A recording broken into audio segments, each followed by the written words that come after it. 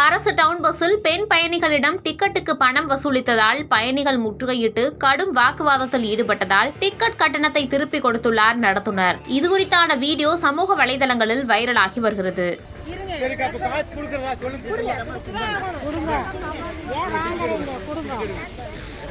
பாருங்க மக்களை, இப்படிதான் ஏமாத்துறது. தயவு செஞ்சு இந்த மாதிரிலாம் ஏமாறாதீங்க. ஈரோடு மாவட்டம் புஞ்சை புளியம்பட்டியில் இருந்து பவானிசாகர் வழியாக பண்ணாரி நோக்கி B1 அரசு பேருந்து பஸ் புறப்பட்டது.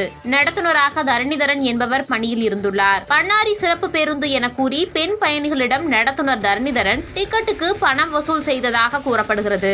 அரசு டவுன் பஸ் பண்ணாரி சென்று சேர்ந்த பிறகு பஸ்ஸிலிருந்து இறங்கிய பெண் பயணிகள் பஸ்ஸின் முன்பகுதியில் சென்று பார்த்தபோது சிறப்பு பேருந்து என எதுவும் ஒட்டப்படாமல் B1 டவுன் பஸ் என்று இருந்துள்ளது. இதனால் ஆத்திரமடைந்த பெண் பயணிகள் அரசு டவுன் பஸ்ஸில் மகளிருக்கு இலவசம் என அரசு தெரிவித்துள்ளது. எதற்காக டிக்கெட்டுக்கு பணம் வசூல் செய்துள்ளீர்கள் என நடத்துனரை முற்றுகையிட்டு கடும் வாக்குவாதத்தில் ஈடுபட்டனர். இதையடுத்து நடத்துனர் தரணிதரன் டிக்கெட் காசை திருப்பி வாங்கிக் கொள்ளுங்கள் என டிக்கெட் கட்டணத்தை பெண் பயணிகளிடம் திருப்பிக் கொடுத்துள்ளார். இது தொடர்பான வீடியோ தற்போது சமூக வலைதளங்களில் அதிகமாக பகிரப்பட்டு வருகிறது.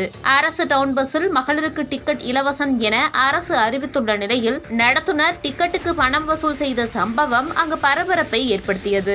இதுகுறித்து சத்தியமங்கலம் அரசு போக்குவரத்து கழக கிளை மேலாளரிடம் கேட்டபோது பண்ணாரி செல்லும் B1 அரசு டவுன் பஸ்ஸில் பெண் பயணிகளிடம் டிக்கெட் பணம் வசூல் செய்ததாக பயணிகள் சிலர் என்னிடம் புகார் தெரிவித்தனர். இதையடுத்து பணியில் இருந்த தற்காலிக நடத்துனர் தரணிதரன் பணியில் இருந்து விடுவிக்கப்பட்டுள்ளார் எனவும் தெரிவித்தார்.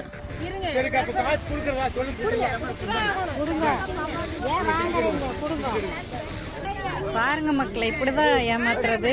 தயவு செஞ்சு இந்த மாதிரிலாம் ஏமாறாதீங்க.